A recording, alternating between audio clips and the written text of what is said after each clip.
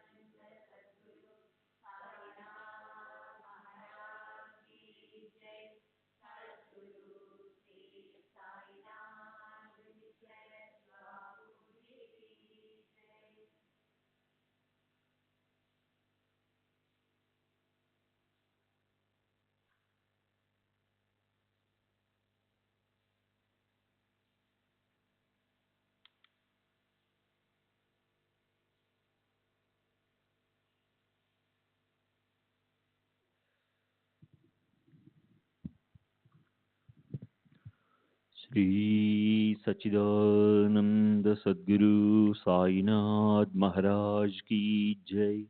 सद्गुरु श्री साईनाथ शरद बाबू जी की जय। శ్రీ సాయినాథాయ నమః. శ్రీ సాయి సచ్చరిత్రము 34వ అధ్యాయం. గత అధ్యాయంలో విభూతి మహిమ యథార్థంగా చెప్పబడింది. ఈ అధ్యాయంలో కూడా విభూతి యొక్క గుణాలను లక్షణాలను వర్ణిస్తాను. వెనుకటి అదే కథావృతాంతాన్ని, అదే విభూతి వైభవాన్ని ఇప్పుడు శ్రోతలు తమ సుఖ సంతోషాల కొరకు ఏకాగ్ర మనసులతో వినండి.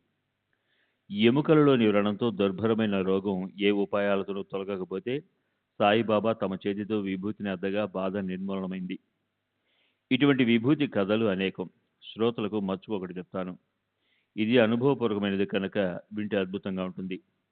నాసిక్ జిల్లాలోని మాలేగాం ఊరిలో డాక్టర్గా ఉన్న ఒక వ్యక్తి యొక్క సోదరుని కుమారుడికి వచ్చిన వ్యాధి బాధ ఏ ఔషధాలతోనూ తగ్గలేదు.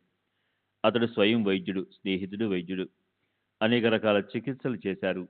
వారు శస్త్రచికిత్స చేయగల సమర్థులు. వారు ఎంతో అనుభవం ఉన్నవారైనా వారి బుద్ధికి ఏం తోచలేదు. ఎముకలలో వ్రణం అనే జబ్బు. ఆ పదం అపభ్రంశమై ఎముకల వ్రణం అని పేరు మార్పు చెందినది. ఈ జబ్బు దుర్భరమైనది, మందులతో నయమయ్యేది కాదు. అయినా దేశ విదేశాలలోని చికిత్సలన్నింటినీ ఏదీ వదలకుండా అనేక ప్రయత్నాలు చేశారు. శస్త్రచికిత్స కూడా చేశారు, కానీ దేనివల్ల గుణం కనిపించలేదు. చిన్న వయసులో ఉన్న అబ్బాయి బాధను సహించలేక విలవిల్లాడుతుంటే ఆప్తులు, బంధువులు ఆందోళన చెందేవారు. ప్రయత్నాలన్నీ పరాకాష్ఠను అందుకున్నాయి, అయినా వ్యాధి ఏ కాస్తైనా తగ్గలేదు. ఆప్తులు, మిత్రులు, బంధువులు దేవతలను ఆరాధించమని అతనికి సలహా ఇచ్చారు. దేవీ దేవతలు కానీ, కులదేవత కానీ ఎవరు కూడా సహాయపడలేదు. షిరిడి గ్రామంలో అవలియా ఉన్నారన్న వార్త వారి చెవికి సోకింది. వారు షిరిడిలోని సత్పురుష శ్రేష్ఠులు, యోగీశ్వరుడైన సాయి మహారాజు. కేవలం దర్శనంతో వ్యాధిని తొలగిస్తారని విన్నారు. అబ్బాయి తల్లిదండ్రులకు సాయిని సందర్శించుకోవాలని కోరిక కలిగింది. భగవంతుని తలుచుకుని ఈ ప్రయత్నం కూడా చేయాలని నిశ్చయించుకున్నారు. వారు గొప్ప మహాత్ములు. వారి చేతితో విభూతిని రాస్తే భయంకర వ్యాధి అయినా నశించిపోతుందని ప్రజలు అనుకుంటారు. వెళ్ళి మన అనుభవాన్ని తెలుసుకోవడంలో నష్టమే ఉంది. వెళ్ళి వారి పాదాలకు వందనం చేసి చివరి ప్రయత్నం కూడా చేద్దాం. దానివల్లనైనా ఈ అపాయం తొలగవచ్చు. ఇది ఒకటే తరుణోపాయం అని తలచి అబ్బాయి తల్లిదండ్రులు సాయి దర్శనానికి ఆతురతతో గబగబా బయలుదేరి షిరిడి చేరారు. వెంటనే బాబా దర్శనం చేసుకుని వారి చరణాలకు సాష్టాంగ వందనం చేశారు. అబ్బాయి యొక్క బాధను గురించి చెప్పి వారి ఎదుట నిలబడ్డారు. చేతులు జోడించి ధీనంగా, దుఃఖపూరితంగా బాబాకు విన్నవించారు. వ్యాధితో బాధపడుతున్న ఈ బాలుడి బాధను మేము చూడలేకుండా ఉన్నా, ఏం చేయాలో తెలియటం లేదు. వ్యాధి నయమవుతుందన్న ఆశ కనిపించడం లేదు. పుత్రుని బాధను చూసి మేము బాగా కృంగిపోయాము. సాయి సమర్థ, మీ అభయహస్తాన్ని ఇతని శిరస్సుపై ఉంచి బాధను తొలగించండి. మీ మహిమను విని మేము ఇక్కడికి వచ్చి అనన్య భక్తితో మీ శరణు వచ్చాము. ఇతనికి ప్రాణదానం చేయండి అని వేడుకున్నారు.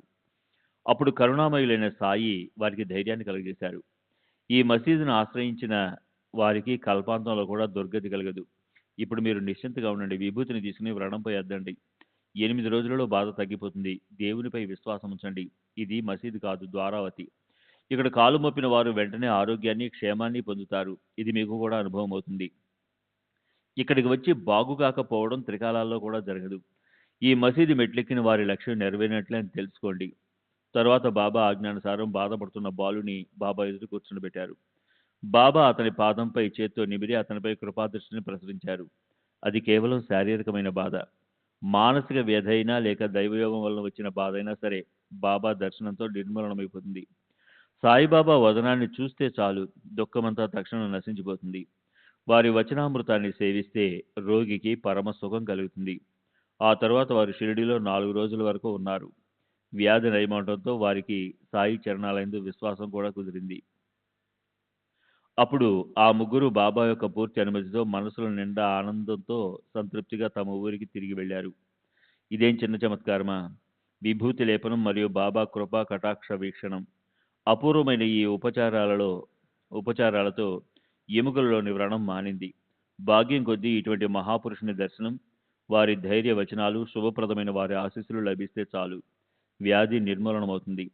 అబ్బాయి వ్రణంపై విభూతిని అద్దుతూ సేవించగా కొంతకాలానికి వ్రణం ఎండిపోయి అబ్బాయి ఆరోగ్యవంతుడయ్యాడు. ఈ విషయాన్ని విని మాలేగాం ఊరిలో ఉన్న అబ్బాయి యొక్క బాబాయి సాయిబాబా దర్శనం చేసుకోవాలని తలచాడు. ముంబైకి తిరిగి వెళ్ళేటప్పుడు షిరిడి వెళ్ళి తన కోరికను తీర్చుకోవాలని తనలో అనుకున్నాడు. తర్వాత ముంబైకి బయలుదేరగా మాలేగాంలోనూ మన్మాడ్లోనూ ఎవరో అతని మనసులో అనుమానాన్ని లేపారు. దానితో అతడు షిరిడి వెళ్లే తన నిశ్చయాన్ని మానుకున్నాడు. మంచి పనుల్లో ఇలాగే అవుతుంది. మొదట కుత్సిత బుద్ధి గలవారు అడ్డు తగులుతారు. లోకల మాటలను లెక్క చేయని వారే చివరకు సద్గతిని పొందుతారు. సత్పురుషుని దర్శనాభిలాషను అణిచివేసుకున్న ఆ వ్యక్తి నేరుగా ముంబైకి వెళ్ళిపోయాడు. సెలవును అలీబాగ్లో సుఖంగా గడపాలని అతని ఉద్దేశం. అలా నిశ్చయించుకున్నాక వరుసగా 3 రాత్రులు నిద్రలో ఇంకా నాపై అవిశ్వాసమా అన్న మాటలు వినిపించాయి. వరుసగా విన్న ఆ అశరీరవాణికి డాక్టర్ ఆశ్చర్యపోయాడు. ఆ మాటలు నిజమనిపించాయి. అతడు షిరిడి ప్రయాణానికి నిశ్చయించుకున్నాడు. కానీ ఒక రోగికి టైఫాయిడ్ జ్వరం ఉండడం వలన ఆ డాక్టర్ యొక్క చికిత్స అతనికి అవసరమైనందున ఆ రోగికి నయమైన వెంటనే షిరిడి బయలుదేరాలని అనుకున్నాడు. కానీ ఆ జ్వరం చాలా తీవ్రంగా ఉండి ఎలాంటి చికిత్సకు గుణం కాలేదు. జ్వరం కాస్తైనా తగ్గలేదు. అందువలన ప్రయాణం వెంటనే కుదరలేదు. అప్పుడు అతడు మనసులో, ఈ రోజు రోగికి జ్వరం తగ్గితే నేను క్షణం ఆలస్యం చేయకుండా రేపు షిరిడికి ప్రయాణం అవుతానని నిశ్చయించుకున్నాడు. అలా దృఢంగా సంకల్పించుకోగా 2-3 గంటలకే జ్వరం తగ్గింది. డాక్టర్ సంకల్పం ఫలించి షిరిడి బయలుదేరాడు. తను తలిచినట్లు షిరిడికి వెళ్లి భక్తిగా బాబా పాదాలకు వందనం చేశాడు. బాబా కూడా అతని మనసులోని అనుభవాలను దృఢపరిచి తమ సేవ యందు అతనిని ధ్యానమగ్నుని చేశారు. తమ అభయహస్తాన్ని అతని శిరస్సుపై ఉంచి ఆశీర్వదించి విభూతి ప్రసాదాన్ని ఇచ్చారు.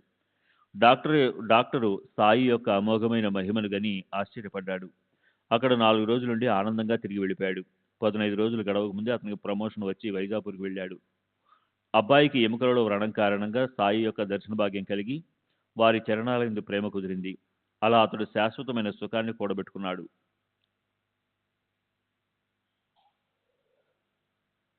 శ్రీ సచ్చిదానంద సద్గురు సాయినాథ్ మహారాజ్ కీ జై. సద్గురు శ్రీ సాయినాథుని శరద్ బాబూజీ కీ జై.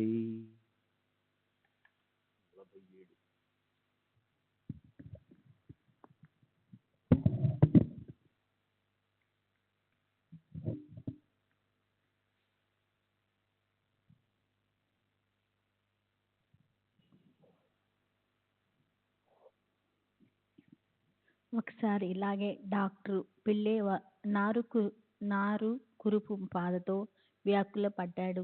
ఒకటిపై ఒకటి 7 కురుపులు లేవగా అతనికి చాలా దుఃఖం కలిగింది. బాబాపై అతనికి చాలా ప్రేమ. బాబా అతన్ని బావు అని ముద్దు పేరుతో పిలిచేవారు. రోజు ఎంతో ప్రేమగా బావు యొక్క యోగక్షేమాలను అడిగేవారు.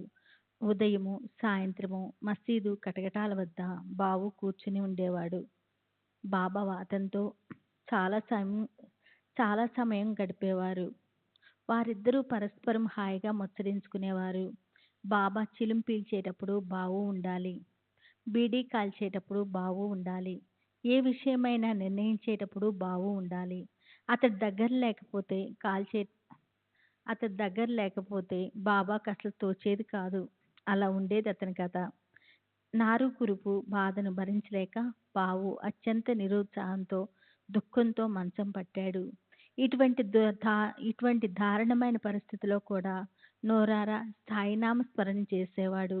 ఈ బాధ ఇక చాలు బాబు, ఈ యాతన కంటే మరణం మేలు అని సాయికి శరణు వేడుకునేవాడు. నా ఈ శరీరం పైన ఈ వ్రణాలు ఇంకా ఎంతకాలము? ఈ దుఃఖాన్ని అనుభవిస్తూ విసుగెత్తిపోయాను. ఈ బాధ సహించడానికి నాకిక శక్తి లేదు. పరిశుద్ధ చరణంతో ప్రవర్తించే నాకు ఈ దుఃఖావస్థ ఎందుకు? నేనెప్పుడూ దుష్కర్మలు చేయనే లేదే. నా తలపై ఈ పాపం ఎందుకు? బాబా, ఈ నారు కురుపు బాధ మరణోప్రాయంగా ఉంది. ఇక నేను ఈ బాధను భరించలేను. ఇంతకంటే చావు వచ్చినా పర్వాలేదు. ఈ నా బాధను తర్వాత జన్మలో అనుభవిస్తాను. ప్రారంధ కర్మను ఎప్పుడూ తప్పించుకోలేము. దీన్ని అనుభవించకుండా ఉంటే మరో దారి లేదు. దీనికోసం మరో జన్మనెత్తాలి. మందమతినైన నాకిది తెలుసు. 10 జన్మలనైనా సరే ఎత్తి సంతోషంగా నా ఈ కర్మను అనుభవిస్తాను. ఈ జన్మను ఇంతటితో చాలించేలా నన్ను అనుగ్రహించండి. ఈ జన్మలో జీవించినది చాలు. ఈ జీవితం నుండి నన్ను విముక్తుని చేయండి. ఇక నాకు ఈ కష్టాలు వద్దు. ఇదే నేను మిమ్మల్ని వేడుకోవటం అని సాయికి కబురు పంపాడు. పిల్లే ప్రార్థనను విని సిద్ధపురుషులైన సాయి మహారాజు అంతఃకరణ కరిగిపోయి కరుణ ఉప్పొంగింది. వారు డాక్టర్ పిల్లేను అంతిమ చేయడానికి కురిపించిన కరుణామృతాన్ని సేవించండి. భక్తుల కోరికలను తీర్చే కల్పద్రుమమైన బాబా పిల్లే యొక్క పరమ దుఃఖావస్థను గని అతని బాధను ఉపశంపు చేయడానికి ఉపాయం పన్నారు. బాబా విషయాన్ని విని పిల్లే యొక్క కబురును తెచ్చిన దీక్షతో నువ్వు నిర్భయంగా ఉండు అని అతనితో చెప్పు. 10 జన్మల వరకు ఎందుకు? మొత్తము 10 రోజుల్లో అనుభవిస్తే చాలు. పరస్పరము కలిసి పంచుకొని అనుభవిద్దాం అని అతనితో చెప్పు అని అన్నారు. స్వార్థంగా కానీ పరమార్థంగా కానీ అథవా మోక్షం కానీ ఇవ్వటానికి సమర్థుణ్ణి నేను ఉండగా అనర్థమైన మరణాన్ని కోరుకుంటున్నావు. ఇదేనా నీ పురుషార్థము? అతన్ని లేపి ఎవరి వీపు పైన మోసుకుని తీసుకురండి. ఈ కర్మభోగాన్ని ఓర్పుతో అనుభవించాలి కానీ భయంతో బెంబేలు పడవద్దని చెప్పారు. వెంటనే అటువంటి స్థితిలో డాక్టర్ పిల్లేని మసీదుకి తీసుకుని వచ్చారు. బాబా తమ వెనుకనున్న తలగడను తీసి తమ చేతితో అతనికి ఇచ్చారు.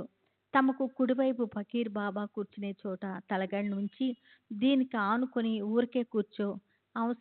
అనవసరమైన చింత పెట్టుకోకు. కాళ్ళు బాగా చాపుకో. దానివల్ల నీకు హాయిగా ఉంటుంది. వేసుకున్న కర్మ చేసుకున్న కర్మ అనుభవించకుండా ముగిసిపోదు. ఈ ఉపాయం తప్ప మరో దారి లేదు. ఇష్టాయిష్టాలు ముందు దుఃఖాలు ఇష్టాయిష్టాలు సుఖదుఖాలు అమూర్తము లేదా విషము ఈ ద్వంద్వాదాలు సంచిత కర్మానుసారము ప్రవాహం వలె వచ్చి పడతాయి. వీని కోసం ఆనందింపకూడదు, దుఃఖించకూడదు. కర్మానుసారం వచ్చిన వారిని సహనంతో అనుభవించాలి. అల్లా మాలిక్ జగద్రక్షకుడు ఎల్లప్పుడూ అతని స్మరణలో ఉండాలి. అన్ని బాధ్యతలను వారే చూసుకుంటారు. తనువు, మనసు, ధనము, వాక్కులతో సహా వారి చరణాలను ఆశ్రయించాలి. నిరంతరము వారి స్మరణలో ఉంటే వారి లీల తెలిసి ఉంటుంది. అప్పుడు డాక్టర్ పిల్లే బాబాతో నానాసాహెబ్ చందోర్కర్ నారు కురుపు పైన పట్టీ కట్టాడు. అయినా ఏం తగ్గలేదు అని చెప్పాడు. నానా పిచ్చివాడు, ఆ పట్టీని విప్పేసెయ్యి లేదా చస్తావు. ఇప్పుడు కాకి వచ్చి పొడుస్తుంది. దానితో నీవు బాగైపోతావు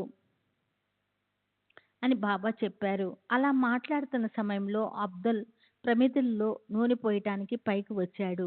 అప్పుడు అకస్మాత్తుగా ఏం జరిగిందంటే అసలే మసీదు ఇరుకు, పైగా భక్తులతో బాగా గుంపులుగా ఉన్నారు. అందులో పిల్లే గొడవ. అబ్దుల్లాకు అడుగు వేయటానికి ఇబ్బందిగా ఉంది. అతడు తన పనిలో మునిగి ఉన్నాడు. అతని దృష్టి ప్రమిదలపైనే నిమగ్నమై ఉంది. అందువల్ల పిల్లే వైపు చూడలేదు. అప్పుడు విచిత్రమైన సంఘటన జరిగింది. అబ్దుల్ మాత్రం ఏం చేస్తాడు? జరుగుతున్న దాన్ని ఎవరూ ఆపలేరు కదా.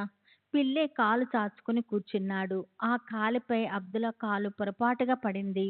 పిల్లే కాలు అసలే బాగా వాచి ఉంది. దానిపైన అబ్దుల్లా కాలు పడగానే ఒక్కసారి బాధతో గట్టిగా కేక వేశాడు. ప్రాణం విలవిల్లాడింది. ఆ కేక తలలోకి చొచ్చుకొని పోయింది. బద్ధాంజలులై బాబాతో దీనంగా మొరపెట్టుకోసాగాడు.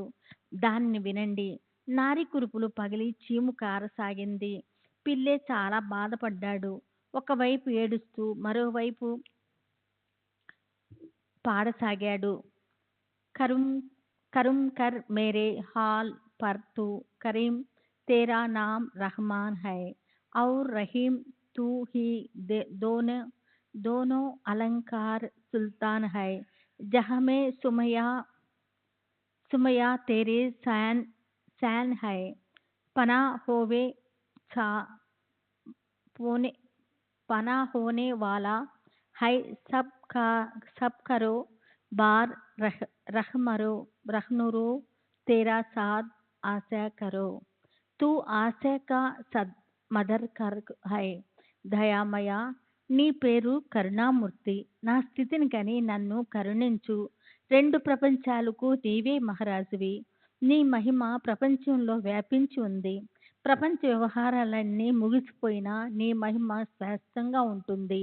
నీవు ఎల్లప్పుడూ భక్తులకు సహాయకారివి. పిల్లే కాలిపోయి ఆగి వస్తుంది. అతని ప్రాణము వికలమైపోయింది. బాగా నీరసపడిపోయాడు. అదంతా సాయిబాబా యొక్క లీల అని అర్థమైంది. చూశారా, బావు బాగైపోయి పాడసాగాడు అని బాబా అన్నారు. పిల్లే బాబాను ఇంకా ఆ కాకి వచ్చి పొడుస్తుందా అని ప్రశ్నించాడు. అప్పుడు బాబా, నువ్వు వెళ్ళి వాడాలో సుఖంగా పడి ఉండు. ఇప్పుడు ఇక కాకి పడవటానికి మళ్ళా రాదు. ఇప్పుడు అదేగా వచ్చి వెళ్ళింది, అదేగా నీ కాలు త్రొక్కింది, అదే పొడిచి పారిపోయింది, నీ నారు కురుపును మట్టు పెట్టింది. ఎక్కడి కాకి, ఎక్కడి కథ? అబ్దుల్లా రూపంలో కాకిని ప్రకటింపచేసి బాబా జరగవలసిన దాన్ని తమ సమక్షంలో జరిపించారు. అలా తమ మాటను నిజం చేశారు. అది మాట కాదు, బ్రహ్మలిఖితం. కర్మను కూడా అడ్డగించగలరు. త్వరలోనే బాబుకు బాధ తగ్గి హాయిగా అనిపించింది.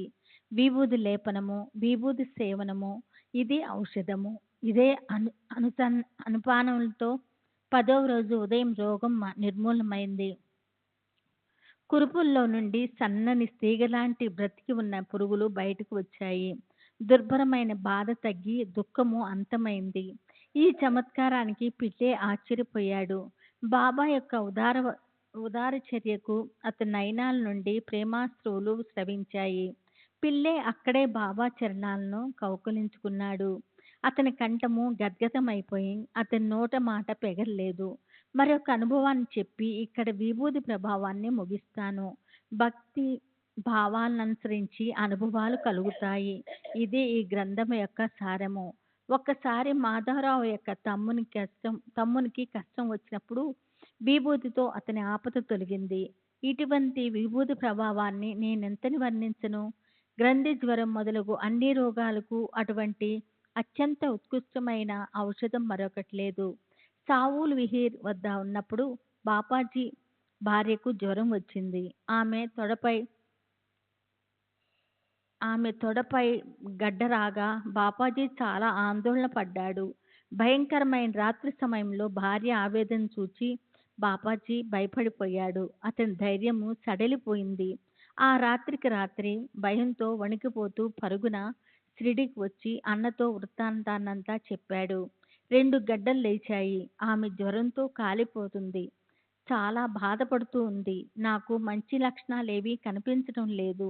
వచ్చి నీ కళ్ళతో చూడు అని చెప్పాడు. బాబాజీ దీనంగా చెప్పగా మాధవరావు కూడా భయాందోళనలో కలిగాయి. నోరు ఎండిపోయింది. మనసు నిలకడగా లేదు. మాధవరావు తెలివిగలవాడు కనుక గడ్డలనగానే అతనికి విషయం అర్థమై అదురు పుట్టుకుంది. అంటే గ్రంథి జ్వరము ప్లేగు ప్రాణాంతకమని అందరికీ తెలిసిందే. శుభకార్యమైన అశుభకార్యమైన మంచి పని అయినా చెడు అయినా ముందు సాయిబాబాను సంప్రదించడం షిరిడీలో పరిపాటి. భక్తుల కష్టాలను తొలగించేసి వారే కనుక వారు చెప్పినట్లుగా ఆచరించడం అలవాటు. అటువంటి ఎన్ని అనుభవాలను వర్ణించగలను. ఆ పద్ధతిని అనుసరించి మాధవరావు ముందుగా బాబాకు సాదరంగా సాష్టాంగ నమస్కారం చేసి, జై జై సాయినాథ, అనాథలమైన మమ్ము అనుగ్రహించండి. ఇప్పుడు ఈ కష్టం ఎందుకు, లేని చింత పుట్టుకొచ్చింది. మిమ్ము కాక వెళ్ళి వేరే ఎవరిని యాచించను. బాబా, ఆ స్త్రీని ఆశీర్వదించి ఆమె బాధను నివారించండి. ఈ కష్టాన్ని తొలగించండి. మీరు తప్ప మాకు సాయము చేసేవారు ఎవరున్నారు? దుర్భరమైన జ్వరాన్ని ఉపశంపచేసి మీ మాటను నిలబెట్టుకోండి అని వేడుకొని వెళ్ళటానికి అనుమతిని కోరాడు. శ్రీ సచ్చిదానంద సద్గురు సాయినాథ్ మహారాజ్ కి జై. సద్గురు శ్రీ సాయినాథ్ శరత్ బాబూజీ की जय.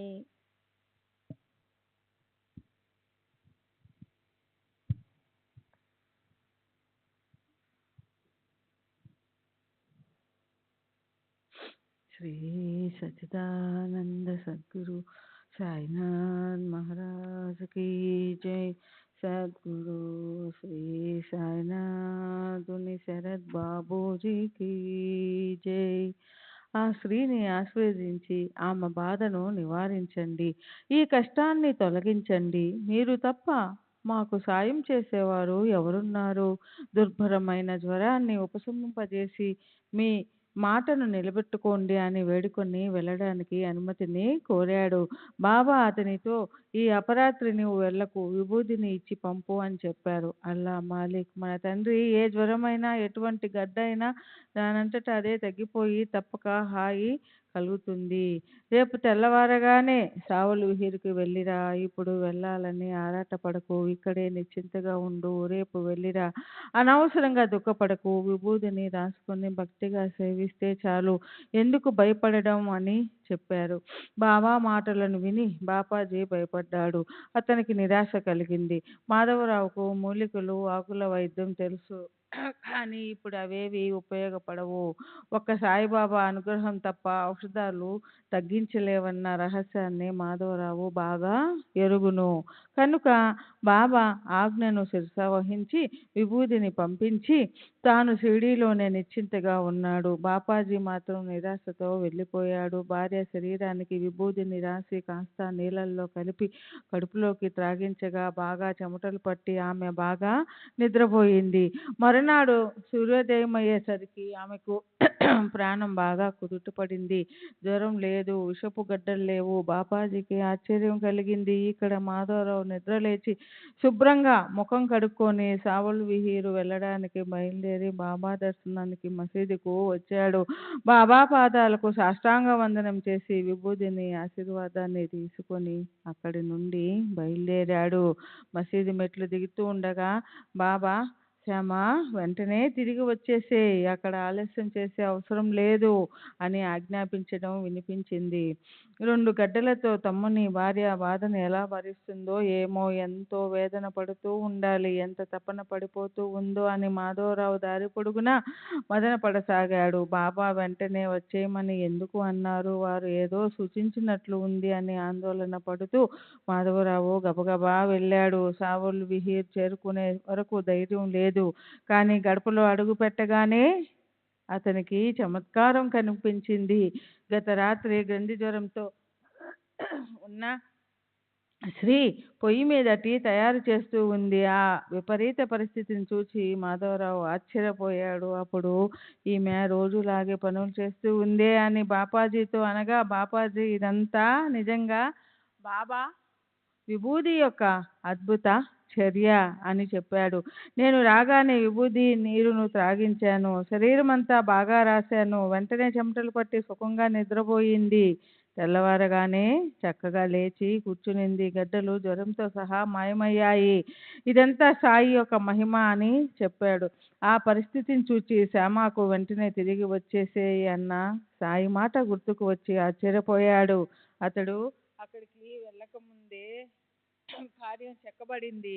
అక్కడ టీని తీసుకొని మాధవరావు తిరిగి వచ్చేశాడు. ముందుగా మసీదుకు వెళ్ళి బాబా చరణాలకు నమస్కరించాడు.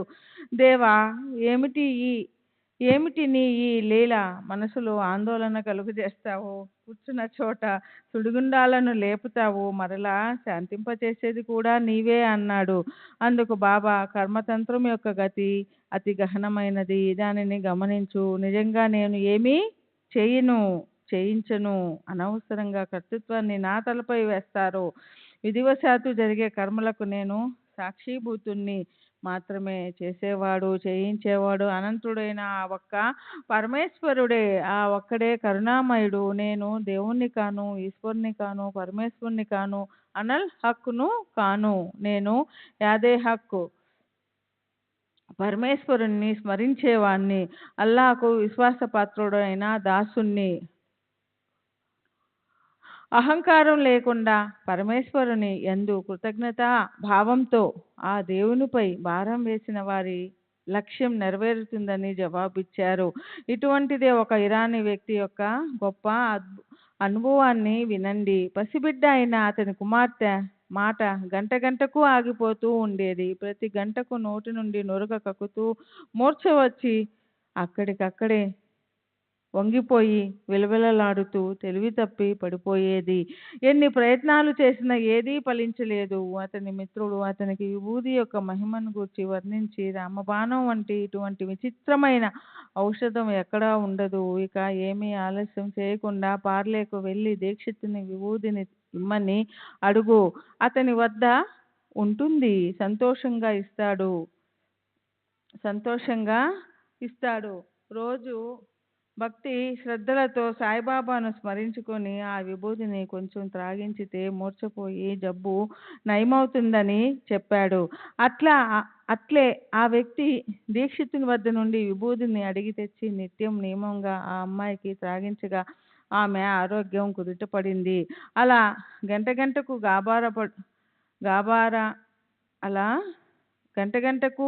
గాబరా పెడుతున్న మూర్ఛబాధ విభూతితో వెంటనే ఉపశమించి 7 గంటలు వచ్చేది. కొంతకాలానికి జబ్బు పూర్తిగా నయమయ్యింది. హార్దా దగ్గర ఒక గ్రామంలో వృద్ధుడైన ఒక గృహస్థుడు ఉండేవాడు. అతడు మూత్రపిండాలలోని రాళ్ల వ్యాధితో చాలా బాధపడేవాడు. ఈ వ్యాధి శస్త్రచికిత్సతో తప్ప వేరే విధంగా నివారణ అవదు. కనుక ఎవరినైనా శస్త్రచికిత్స ప్రావీణ్ణి చూచుకో అని జనం చెప్పారు. ఏం చేయాలో తోచక రోగి చాలా దుఃఖిస్తూ ఉండేవాడు. బాధను భరించలేక రోగి శరీరం కృషించిపోయి మరణానికి దగ్గరయ్యాడు. శస్త్రచికిత్సకు రోగికి ధైర్యం అనవసరం, కానీ అతనికి ధైర్యం లేదు. శస్త్రచికిత్సకు రోగికి ధైర్యం అవసరం, కానీ అతనికి ధైర్యం లేదు. దైవశాత్తు అతని దుష్కర్మ ముగిసిపోయింది. ఆ వింతను చూడండి. ఇక్కడ ఇలా ఉండగా సాయిబాబా భక్తుడైన ఆ ఊరి ఇనాందారు ఊరికి వచ్చాడు. అతని వద్ద బాబా విభూది ఎల్లప్పుడూ ఉంటుందని అందరికీ తెలుసు. రోగి బంధువులు వచ్చి అతనిని విభూది కోరారు. ఆ ఇనాందారు విభూదిని ఇవ్వగా దానిని కుమారుడు నీటిలో కలిపి తండ్రికి తాగించాడు. అంతే. 5 నిమిషాలు గడిచాయో లేదో విచిత్రం జరిగింది. విభూది ప్రసాదం శరీరంలో పడగానే మూత్రపిండంలోని రాయి కదిలి వెంటనే మూత్రం ద్వారా నుండి బయటికి జారిపోయి రోగికి బాధ తగ్గింది. ముంబై పట్టణంలోని ప్రభు కాయస్థ జాతికి చెందిన ఒక గృహస్థుడు ఉండేవాడు. అతని భార్య ప్రసవ సమయంలో ప్రతిసారి బాధపడుతూ ఉండేది. ఎన్నో ప్రయత్నాలు ఉపాయాలు చేసినా ఏ ఒక్కటి ఉపయోగపడలేదు. ఆ స్త్రీ ప్రాణం పోతున్నట్లుగా తప్పించిపోతూ ఉండేది. అక్కడ శ్రీరామ మారుతి అన్న పేరుతో బాగా ప్రసిద్ధి చెందిన సాయి భక్తుడు ఒకడు ఉండేవాడు. అతని సలహాతో ఈ గృహస్థుడు షిరిడీకి బయలుదేరాడు. ప్రసవ సమయం వచ్చినప్పుడు దంపతులు ఇద్దరు దిగులు పడేవారు.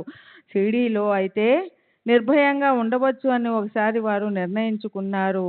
జరగవలసినది ఏదో జరగని, అయితే అది బాబా సన్నిధిలో జరగని అని, బాబా వద్ద ఉండాలని దృఢ సంకల్పం చేసుకొని షిరిడీకి వచ్చి ఉన్నారు. అలా ఆ దంపతులు షిరిడీలో ఎన్నో నెలలున్నారు. సాయిబాబా సాంగత్యం, పూజలు, అర్చనలు ఆ దంపతులకు ఆనందాన్ని కలిగించాయి. కొంతకాలం గడిచాక ప్రసవ సమయం సమీపించింది. ఆ కష్టం ఎలా తొలగిపోతుందా అని వారికి దిగులు పట్టుకునింది. అట్లే కొద్ది రోజులయ్యాక ప్రసవించే రోజు వచ్చింది. ఆ స్త్రీ గర్భాశయ ద్వారం మూసుకొని పోవడంతో అందరికీ చింత పట్టుకునింది. ఆ స్త్రీకి ప్రసవ వేదన ఏం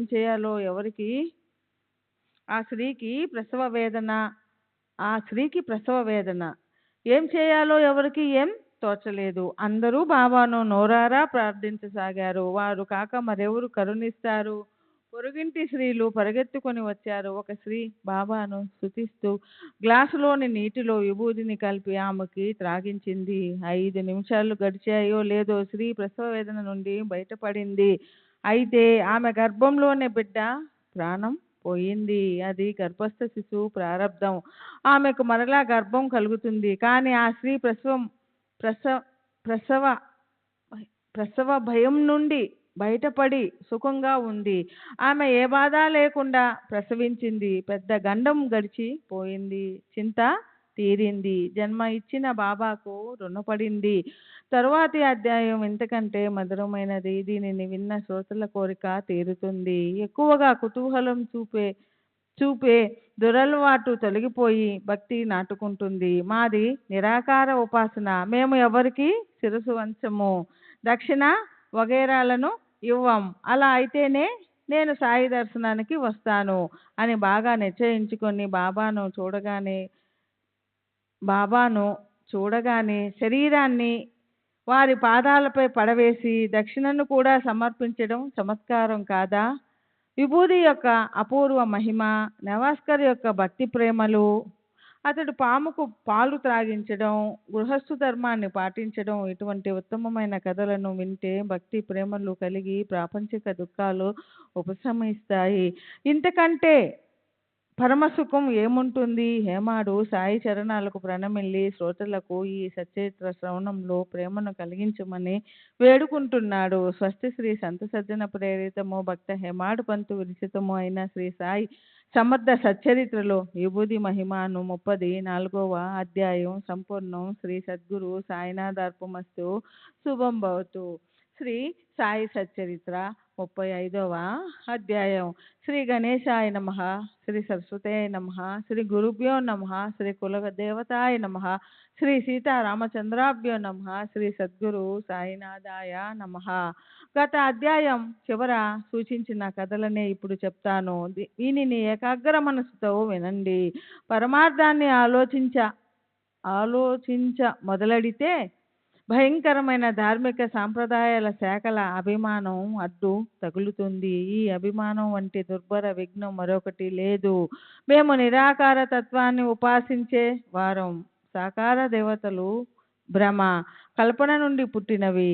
సాధు సత్పురుషులు మానవులే కదా, వారి ముందు శిరస్సు వంచి ఎందుకు నమస్కరించాలి? వారికి అసలు సాష్టాంగ పడకూడదు, దక్షిణను ఇవ్వకూడదు, వారి ముందు అసలు తలవంచరాదు. ఇలా చేయడం భక్తిని పరిహసించినట్లే అని షిరిడీ గురించి ఒకరు ఒక రకంగా, మరొకరు మరో రకంగా, అనేకులు అనేక రకాల విషయాలను చెప్తారు. అవన్నీ నమ్మదగినవి కావు. అక్కడికి దర్శనానికి వెళ్ళిన వారిని సాయిబాబా దక్షిణను అడుగుతారు అని అంటారు. ద్రవ్యాన్ని ఆశించడం వారి సాధుతత్వానికి హీనత్వం కాదు, గుడ్డి నమ్మకం మంచిది కాదు. ప్రత్యక్ష అనుభవాన్ని పొందిన తర్వాత ఏ విధంగా ప్రవర్తించాలో అని మనసులో నిర్ణయించుకుంటాము. నేను దక్షిణను ఇవ్వను. ధనాన్ని కోరేవారు సాధువులా? అట్టివారు నాకు నచ్చరు. అర్హత లేని వారికి నేను నమస్కరించను. నేను షిరిడీకి వచ్చి వారిని కలుసుకుంటాను, కానీ వారి పాదాలకు వందనం చేయను, దక్షిణ కూడా ఇవ్వను అని దుర్బుద్ధితో బయలుదేరిన వారు తమ నిశ్చయాన్ని గుర్తుపెట్టుకున్న సాయిబాబాను దర్శించుకొని చివరకు వారి శరణొచ్చేవారు. అలా సాయిని దర్శించిన వారు అక్కడికక్కడే అతుక్కొని పోయారు. మరలా వెనుకకు తిరగలేదు. సాయి చరణాలలో లీనమైపోయారు. ఎవరైనా సాయికి వినయంగా శరణొచ్చి వారి చరణాలకు నమస్కరిస్తే చాలు, తమ నిర్ణయాన్ని మర్చిపోయేవారు. సాంప్రదాయంపై ఉన్న అభిమానాన్ని వదిలితే ప్రాణానికి చాలా సుఖం. ఈ 35వ అధ్యాయాన్ని శ్రోతలు ఆదరపూర్వకంగా వినండి. విభూతి యొక్క మహిమను మరియు బాలానవస్కర్ సర్పాన్ని సాయిగా భావించి ప్రేమగా ఆచరించిన అతని అనుభవాన్ని వినండి. శ్రోతలు నన్ను కరుణించాలి. నేను కేవలం బాబా ఆజ్ఞకు కింకరుణ్ణి. వారి ఆజ్ఞను గౌరవంగా పాలించగా అక్షరమైన ఈ చరిత్ర ఉత్పన్నమయ్యింది. సాయి చరణాల యందు దృష్టి ఉంచి అక్కడి నుండి అలలుగా ఉప్పొంగే పదాలను నేను పదే పదే పవిత్ర చరిత్ర అనే ఈ కలశంలో నింపుతున్నాను. మనం తాబేలు పిల్లల వంటి వారం. కేవలం దృష్టి ప్రసరణతో పోషింపబడతాము. మనకు ఆకలి దప్పుల బాధలు లేవు. ఎల్లప్పుడూ సంతృప్తిగా ఉంటాము. దృష్టి సుఖం మనకు ఉండగా ఇక మనకు అన్నపానీయాలు అవసరం లేదు. దృష్టియే ఆకలి దప్పులను హరించి వేస్తుంది. ఆ చమత్కారాన్ని ఎంతని వర్ణించను? మనకు సకల దృశ్య విషయాలు కృపాసాగరులైన సాయి మహారాజే కనుక దృశ్యం, ద్రష్ట, దర్శనమను త్రిపూటి ఉండదు. అట్లే మనకు చర్మం, దాని విషయస్పర్శ రెంటిలోను సాయి భావనయే. ముక్కు మరియు వాసనల యందు కూడా సాయియే. శ్రవణాలలో శబ్దం పడగానే సాయి యొక్క రూపం ప్రకటమవుతుంది. దానితో శ్రవణం, శ్రావకం, శ్రావ్యం అని త్రిపూటి ఒక్కసారిగా ఎగిరిపోతుంది. జిహ్వ రస స్వాదనాన్ని పొందేటప్పుడు సాయియే రసంలో మిళితమై ఉంటారు. రసన, రసం, రసస్వాదం అనే త్రిపూటి ఇక ఎక్కడ ఉంటుంది? కర్మేంద్రియాల విషయంలో కూడా ఇంతే. కేవలం ఒక్క సాయిని సేవిస్తే సకల కర్మలు నశించిపోయి నైష్కర్మ్యం సిద్ధిస్తుంది. ఈ గ్రంథం విస్తరించిపోతూ ఉంది. సాయిపై ప్రేమ ఎక్కడికో లాక్కెళ్తుంది. ఇప్పుడు పూర్వానుసంధానాన్ని గుర్తు తెచ్చుకొని కథాభాగానికి వద్దాం. విగ్రహ ఆరాధనను ఇష్టపడక నిరాకార పరమాత్మను ఉపాసించే ఒక వ్యక్తి కేవలం విమర్శనా దృష్టితో షిరిడీకి వెళ్ళాలని కుతూహలపడ్డాడు. నేను వచ్చి ఆ సాధువును కేవలం దర్శించుకుంటాను, అంతేకాని వారికి తలవంచను, దక్షిణను కూడా ఇవ్వను. నా ఈ 2 షరతులకు ఒప్పుకుంటే నేను షిరిడీ వస్తానని చెప్పాడు. స్నేహితుడు సరేనని అనగా అతని వెంట నిశ్చింతగా బయలుదేరాడు. అతని మిత్రుడైన కాకా మహాజన్కి సత్పురుషుల యందు అత్యంత భక్తిభావం, కానీ అతని స్నేహితుడు ఒట్టి సంశయాత్మకుడు. ఆ ఇద్దరు శనివారం రాత్రి ముంబై నుండి బయలుదేరి ఆదివారం ఉదయం షిరిడీ చేరారు. శ్రీ సచ్చిదానంద సద్గురు साईनाथ महाराज की जय। सद्गुरु श्री साईनाथ शरद बाबू जी की जय।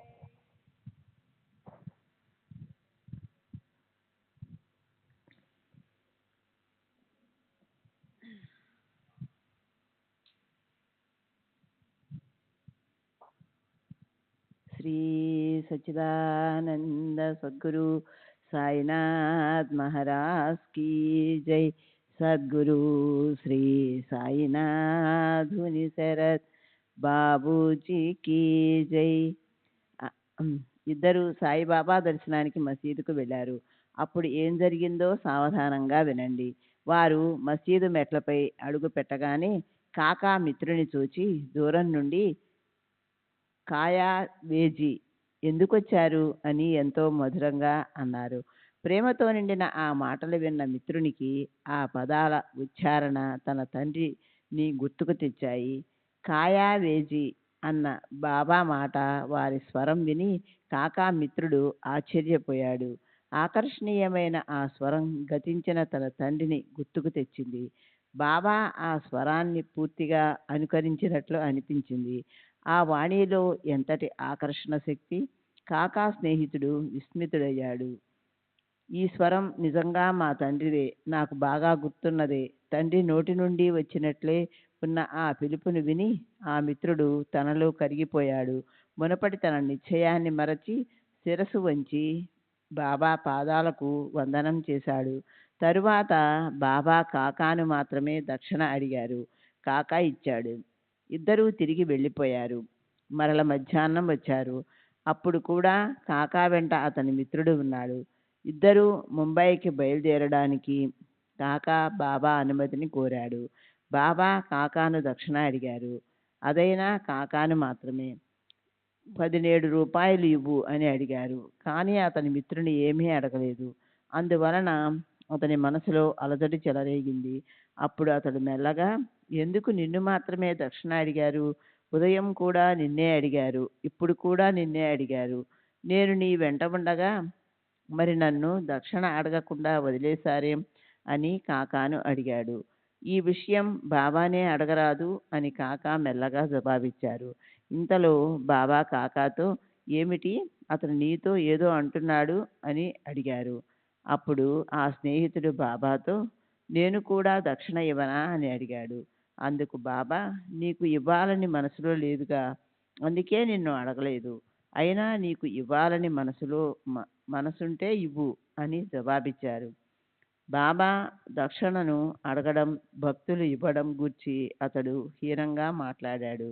అలాంటి వాడు బాబా అడగకుండానే దక్షిణను ఇవ్వనా అని అడిగాడు అని కాకా ఆశ్చర్యపోయాడు. దక్షిణను ఇవ్వనా అని అడిగాడని కాకా ఆశ్చర్యపోయాడు. నీకు ఇవ్వాలని ఉంటే ఇవ్వు అన్న బాబా మాటలను మిత్రుడు వెంటనే 17 రూపాయలు బాబా అడగకుండానే వారి చరణాలకు సమర్పించాడు.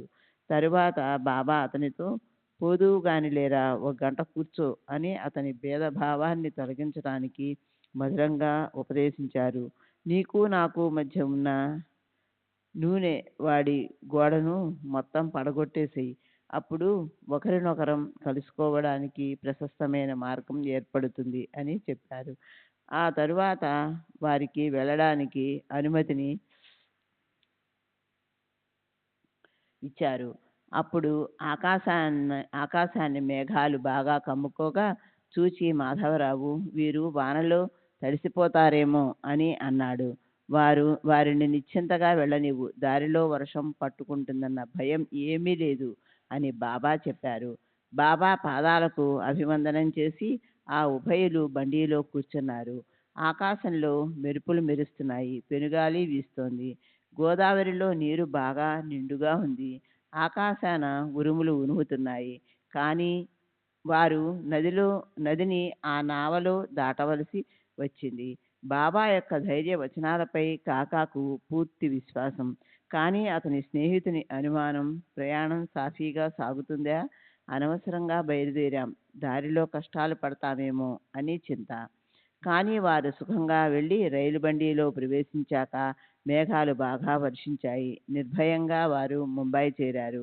కాకా స్నేహితుడు ఇంటికి వెళ్ళి కిటికీ తలుపులు తెరిచి చూడగా గదిలో చిక్కుకున్న పిచ్చుకల్లో 2 పిచ్చుకలు చచ్చిపడి ఉన్నాయి. ఒకటి మాత్రం ఎగిరిపోయింది. ఆ దృశ్యాన్ని చూసి అతనికి చాలా బాధ కలిగింది. ఆహారం లేక పాపం వాని ప్రాణాలు పోయినాయి. నేను షిరిడీకి బయలుదేరినప్పుడు కిటికీలను తెరచి ఉంచి ఉంటే అవి చచ్చిపోయేవి కావు. నా మూలకంగా అని అవి చచ్చిపోయాయి. ఇప్పుడు ఎగిరిపోయిన దానికోసమే బహుశా బాబా ఆతురతతో ఇవాళ తిరిగి రావడానికి సమ్మతించారు. లేకపోతే అది కూడా చచ్చిపోయేది. ఆహారం లేకపోతే ఎలా బ్రతుకుతుంది? వాటి ఆయువు తీరిపోయింది. ఈ గతి పట్టింది. కానీ ఒకటి బ్రతికే ఉంది అని తలపోశాడు. ఇతని యొక్క మరొక అనుభవం. ఇది కూడా వినడానికి ఇంపుగా ఉంటుంది. ఇతడు ఎన్నో నెలలు కాలి మడమలో నొప్పితో బాధపడుతున్నాడు. ఈ జబ్బును షిరిడీ వెళ్ళకముందు ఎన్నో నెలలు అనుభవించాడు.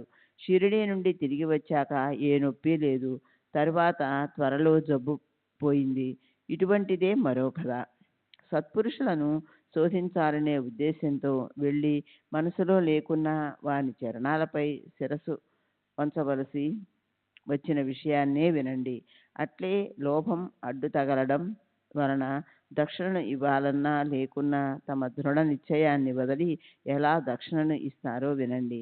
ముంబై నివాసి అయిన వకీల్ ధరంసి జటాభాయ్ ఠక్కర్కు పూర్వజన్మల పుణ్య బలం వల్ల సాయిని దర్శించవలనని కోరిక కలిగింది. కాకా మహాజని యజమాని ఇతడే. ఇద్దరికీ బాగా పరిచయం. షిరిడీ వెళ్ళి బాబాను ప్రత్యక్షంగా కలుసుకోవాలని అనుకున్నాడు. టక్కర్ కంపెనీలో కాకా మేనేజరు. కాకా తరచూ సెలవు రోజుల్లో షిరిడీ ప్రయాణమయ్యేవాడు. పోనీ సమయానికి సరిగ్గా వచ్చేవాడా? 8 రోజులు షిరిడీలో ఉండిపోవడం. అదేమిటంటే సాయి ఆజ్ఞ ఇవ్వలేదని అనటం. ఇది ఉద్యోగం చేసే పద్ధతేనా? ఆ సత్పురుషుని విశిష్టత ఏమిటి? నాకు ఈ ఆడంబరాలు నచ్చవు అనుకొని సాయి అంతును తెలుసుకోవాలని హోళీ పండుగ సెలవుల్లో సేటు బయలుదేరాడు. శరీరంలోని దురహంకారం మరియు ఐశ్వర్య గర్వంతో సేటు సత్పురుషులు మానవ మాత్రులే కదా, ఎందుకు వారికి తలవంచాలి అని తలచాడు. సాయిబాబా యొక్క స్థాయిని గని పండితులు విద్వాంసులు వారి ముందు మోకాళ్ళ మీద నిలుచుంటారు. అలాంటప్పుడు ఈ ధరంసి ఎంతటివాడు? అతని నిశ్చయం ఏపాటిది? అంధవిశ్వాసం మంచిది కాదు. మనం స్వయంగా పరీక్షించుకుందామని తనలో నిశ్చయించుకొని షిరిడీకి తయారయ్యాడు. ఇది వరకు వర్ణించిన ఒక స్నేహితుని వలె ధరంసి కూడా కాకాను వెంటబెట్టుకొని బయలుదేరుతూ కాకాతో, నీవు షిరిడీ వెళితే అక్కడే ఉండిపోతావు. ఈసారి అలా కుదరదు. నా వెంట తిరిగి వచ్చేయాలి. బాగా గుర్తుంచుకో అని చెప్పాడు. అందుకు కాకా, అది నా చేతిలో లేదు అని అన్నాడు. అప్పుడు ధరంసి దారిలో తోడుగా మరొకరిని వెంటబెట్టుకున్నాడు. కాకా తనతో తిరిగి రాకపోతేను, దారిలో ఎవరైనా తోడు లేకపోతే కుదరదు కనుక మరో 3వ వ్యక్తిని తీసుకొని ఆ ముగ్గురు షిరిడీకి బయలుదేరారు. ప్రపంచంలో సహృదయులైన భక్తులు అనేక రకాల మంది ఉంటారు.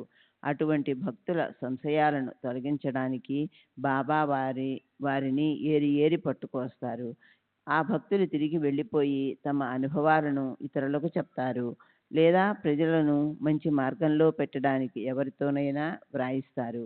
తాత్పర్యం, బాబా వద్ద ఎవరు వెళ్ళినా వారి దర్శన సుఖంతో తృప్తిని పొందుతారు. మరి వారి మనోవృత్తి తొలుత ఎలా ఉన్నా చివరకు పరమానందాన్ని పొందుతారు. పరీక్షించాలనే కోరికతో తమంతట తాము వెళుదామని ఎవరైనా అనుకోవచ్చు. కానీ అది విచిత్రంగా ఉంటుంది. వారు వెళ్ళి బాబా ఉద్దేశాన్ని సాధిస్తారు. ఎవరైనా బాబా స్ఫూర్తినిచ్చినప్పుడే కాలు బయట పెట్టగలరు. వారి స్వాభావికమైన మనోవృత్తిని జాగృతం చేసి బాబా వారిని పరమార్థంలో ప్రవేశపెడతారు. బాబా కౌశలాన్ని ఎవరు తెలుసుకోగలరు? తెలుసుకోవాలని ప్రయత్నిస్తే దుర్దశ పాలు అవుతారు. కానీ అహంభావాన్ని వదిలి వారి పాదాల వద్ద పొర్లితే సుఖాలను పొందుతారు. దేవతల వద్దకు, గురువు వద్దకు, బ్రాహ్మణుల వద్దకు వెళ్ళినప్పుడు రిక్తహస్తాలతో వెళ్ళకూడదని కాకా దారిలో 2 సేర్ల ద్రాక్ష పళ్ళను కొన్నాడు. గింజలు లేని ద్రాక్ష పళ్ళుంటాయి, కానీ అప్పుడు దొరికిన గింజలున్న ద్రాక్ష పళ్ళనే కొన్నాడు. మాటామంతి ముచ్చటించుకుంటూ ఆ ముగ్గురు షిరిడీ చేరి బాబా దర్శనానికి మసీదుకు వెళ్ళారు. భక్తుడు బాబాసాహెబ్ తర్కడ్ కూడా అక్కడ ఉన్నాడు. అతనిని ధరంసి సేటు జిజ్ఞాసతో ప్రశ్నించినది వినండి. ఇక్కడ ఏం విశేషం ఉంది, మీరెందుకొచ్చారు అన్నాడు. బాబా దర్శనానికి అని తర్కడ్ చెప్పాడు. ఇక్కడ చమత్కారాలు జరుగుతున్నాయన్న వార్త విన్నానే అని సేటు అన్నాడు. తర్కడ్ అతనితో, నాకు చమత్కారాలు చూడాలని కోరిక లేదు. ఎవరి మనసులో ఏ కోరికలు ఉన్నాయో అవి ఇక్కడ సిద్ధిస్తాయి అని చెప్పాడు. కాకా బాబా పాదాల యందు శిరసు నుంచి వారి చేతికి ద్రాక్ష పండ్లను అందించాడు. భక్త బృందం అక్కడ బాగా కూడి ఉంది. బాబా వారికి పండ్లను పంచడం మొదలుపెట్టారు. ఇతరులతో పాటు ధరంసీకి కూడా బాబా కొన్ని పండ్లను ఇచ్చారు. అతనికి గింజలు లేని పండ్లే ప్రీతి, గింజలున్నవి ఇష్టం లేదు. ఆ ద్రాక్ష పళ్ళంటే అతనికి విసుగు. ఆదిలోనే హంసపాదుల, ఆరంభంలోనే ఇదో సమస్య. ఆ పళ్ళను ఎలా తినాలి అన్న కష్టం వచ్చింది. వారిని తిరస్కరించనూ లేడు. పైగా ద్రాక్ష పండ్లను కడగకుండా తినకూడదని డాక్టర్ చెప్పాడు. తాను మాత్రం కడుక్కోవడం బాగుంటుందా అని మనసులో అనేక రకాల ఆలోచనలు. పండ్లను అట్లే నోట్లో వేసుకున్నాడు. పవిత్రమైన సత్పురుషుని ప్రదేశంలో ఎంగిలిని వేసి అపవిత్రం చేయరాదని గింజలను జేబులో వేసుకున్నాడు. ఈ ద్రాక్ష పండు నాకు ఇష్టం లేదని ఈ సత్పురుషునికి తెలియదా? నాకు బలవంతంగా ఎందుకు ఇస్తున్నారు అని సేటు మనసులో అనుకున్నాడు. శ్రీ సచ్చిదానంద సద్గురు సాయినాథ్ మహారాజ్ కీ జై. సద్గురు శ్రీ సాయినాథుని శరత్ బాబూజీకి జై. అతనిలో ఆ ఆలోచన రాగానే బాబా మరలా అతనికి మరిన్ని పళ్ళను ఇచ్చారు. అవి గింజలున్న పళ్ళు అని అనుకుని తరంసి నోట్లో వేసుకోకుండా వానిని అలాగే చేతిలో పట్టుకున్నాడు. నిజంగానే అతనికి గింజలున్నవి ఇష్టం లేదు. కానీ బాబా తమ చేతులతో ఇచ్చారు, ఏం చేయాలి అని సేటు తపన పడిపోయాడు. నోట్లో వేసుకోవడానికి మనస్కరించక పిడికిట్లోనే పట్టుకొని ఉండగా బాబా తినేసేయి అని అన్నారు. సేటు వారి ఆజ్ఞను పాలించాడు. తినేసేయి అని బాబా అనగానే ధరంసి వానిని నోట్లో వేసుకున్నాడు. అవన్నీ గింజలు లేని పళ్ళు. తిని చాలా ఆశ్చర్యపోయాడు. గింజలు లేని ద్రాక్ష పళ్ళను కని ధరంసి ఆశ్చర్యంగా, సత్పురుషులకు ఏది అసాధ్యం, వీరికి ఎంతటి సామర్థ్యం,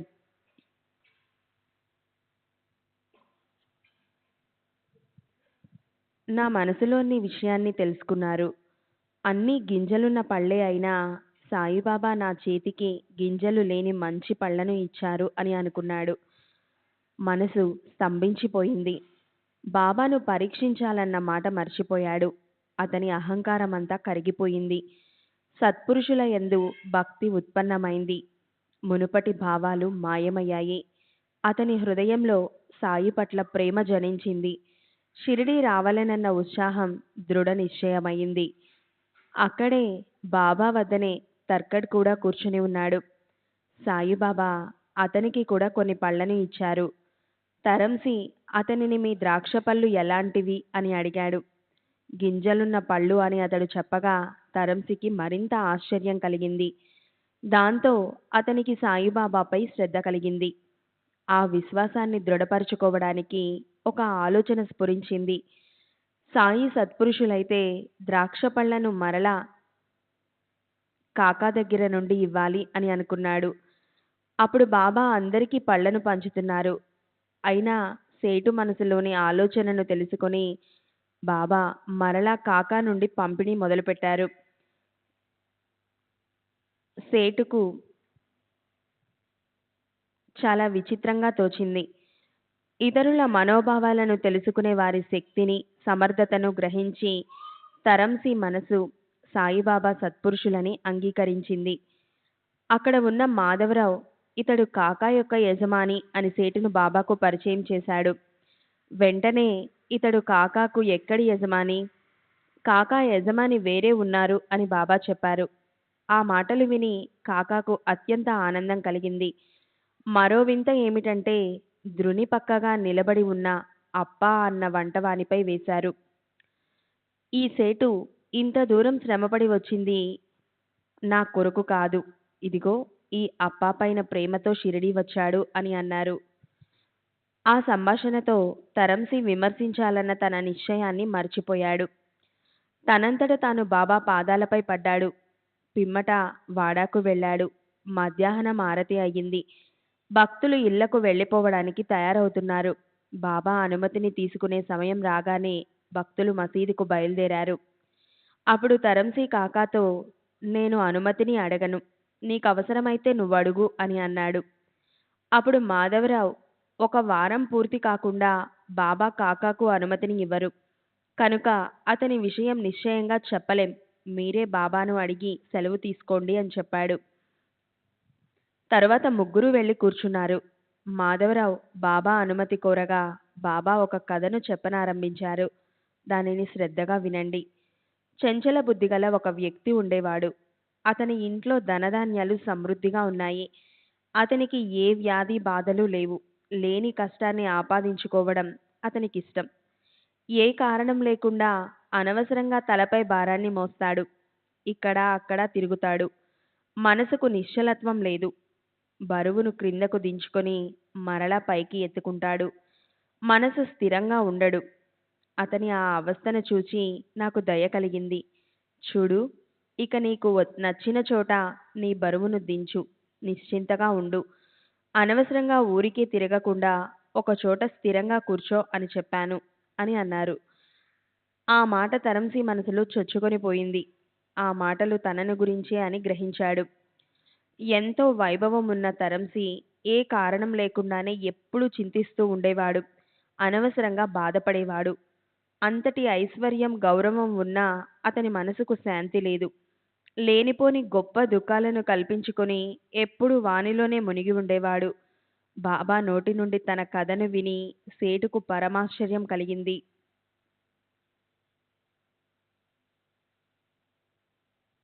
అరే, ఇది నా మనసులోని పరిస్థితి అని బాగా శ్రద్ధగా విన్నాడు. కాకా తిరిగి వెళ్ళడానికి బాబా అంత త్వరగా అనుమతిని ఇవ్వడం అసఖ్యమైన ఘటన. అది అప్రయాసగా లభించడంతో తరంసి సంతుష్టుడయ్యాడు. కాకా కూడా తన వెంటే బయలుదేరాలని అతడు కోరుకున్నాడు. కనుక బాబా కాకాకు వెళ్ళడానికి అనుమతినిచ్చి ఆ కోరికను కూడా తీర్చారు. ఇది కూడా సేటుకు సంశయం. బాబా తన మనసులోని విషయాన్ని ఎలా గ్రహించారు? ఇది వారి సాధుత్వానికి లక్షణమని అతనికి అర్థమైంది. సేటు యొక్క సంశయం నివృత్తి అయ్యింది. సాయి గొప్ప సత్పురుషులని బాగా తెలిసి వచ్చింది. బాబా ఎవరి మనసులో ఎటువంటి ఆలోచనలుంటే వారికి అనుభూతిని అట్లే కలుగజేశారు. భక్తులు తాము కోరుకున్న మార్గాలలోనే వారిని బాబా ప్రవేశపెడతారు. వారు భక్తుల అర్హతను ఎరిగి వారికి తగినట్లుగా పరమార్థ ప్రాప్తిని కలుగజేస్తారు.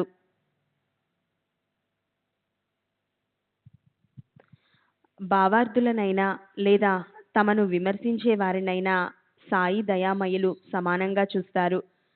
ప్రేమమయమైన సాయిమాత ఒకరిని చేరదీసి మరొకరిని తిరస్కరించదు.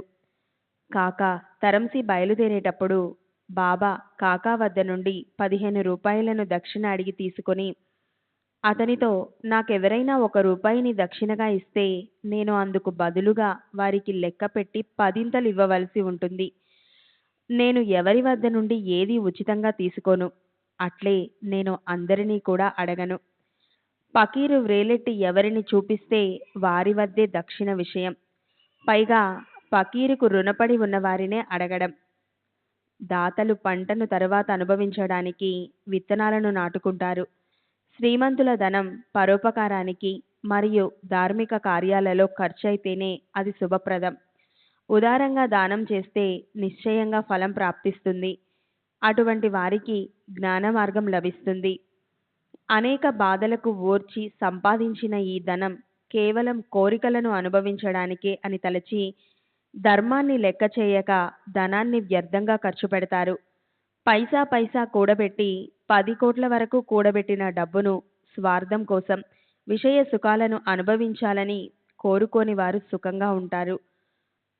నా దత్తముపతిష్ఠతి, ఇవ్వకపోతే లభించదు. ఈ శృతివాక్యం అందరికీ తెలుసు.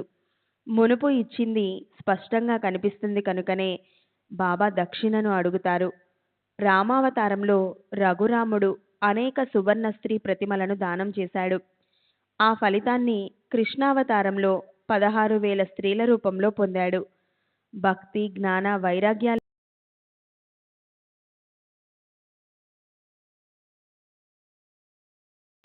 ప్రసాదిస్తారు. భక్తులతో దక్షిణను దానం చేయించడం వైరాగ్యానికి నిదర్శనం. తరువాత బాబా వారిని భక్తి మార్గంలో ప్రవేశపెట్టి జ్ఞానులను చేస్తారు.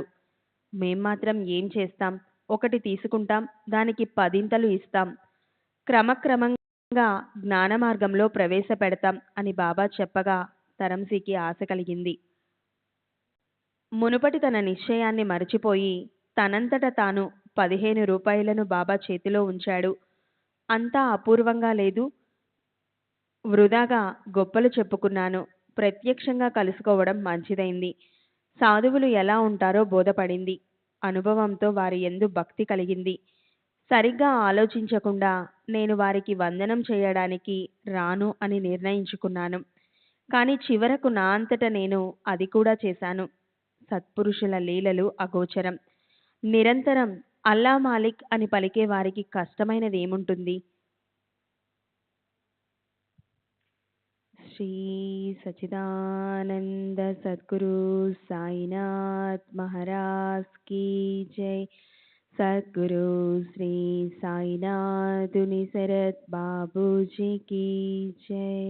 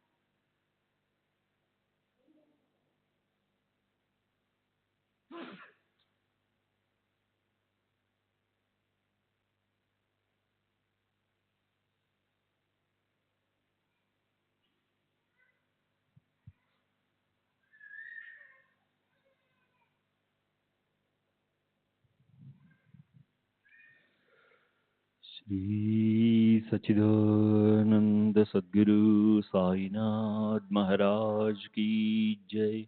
सद्गुरु श्री साईनाथ शरद बाबू जी की जय। साई रहम नजर करना, बच्चों का पालन करना। साई रहम नजर करना, बच्चों का पालन करना। जाना तुमने जगत पसार, सब ही झूठ जमाना।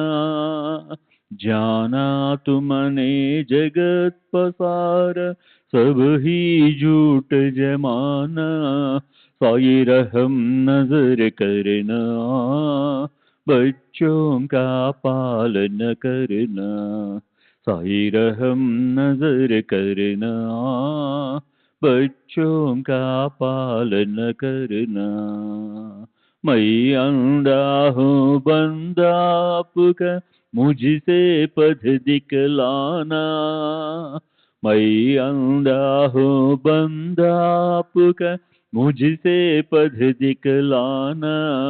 साई रहम नजर करना, बच्चों का पालन करना।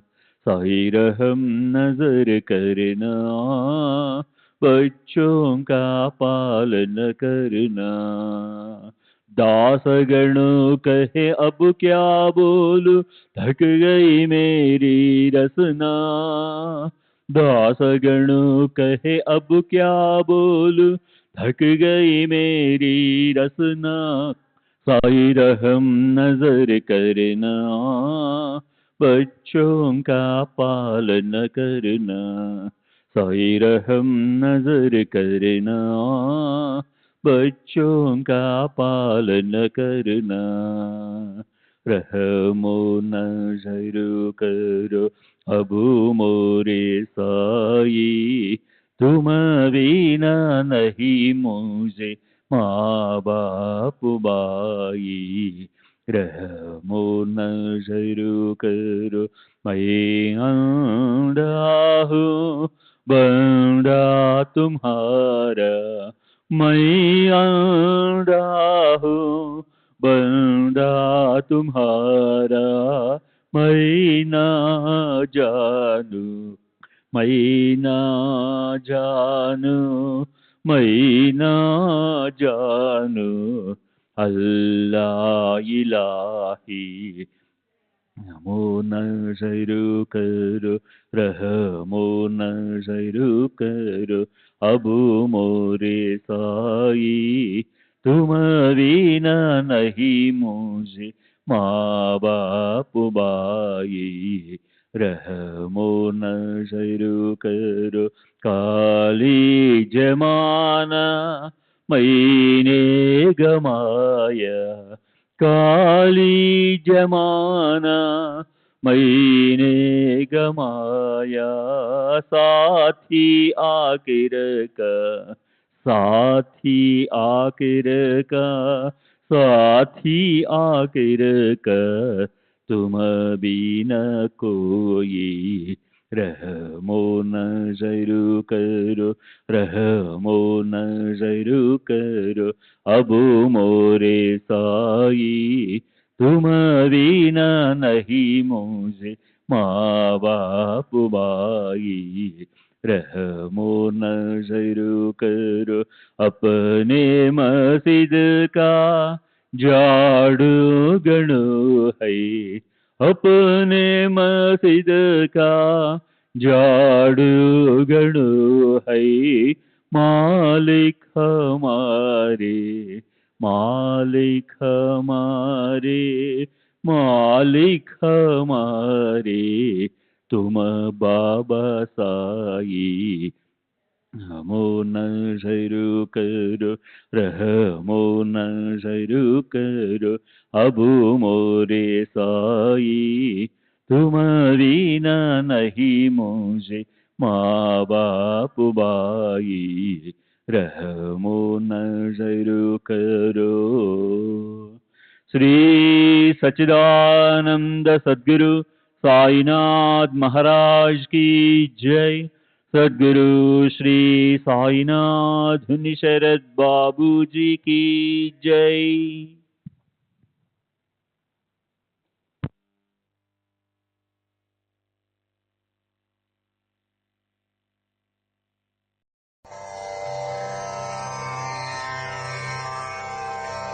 श्री सच्चिदानंद सद्गुरु साईनाथ महाराज की जय।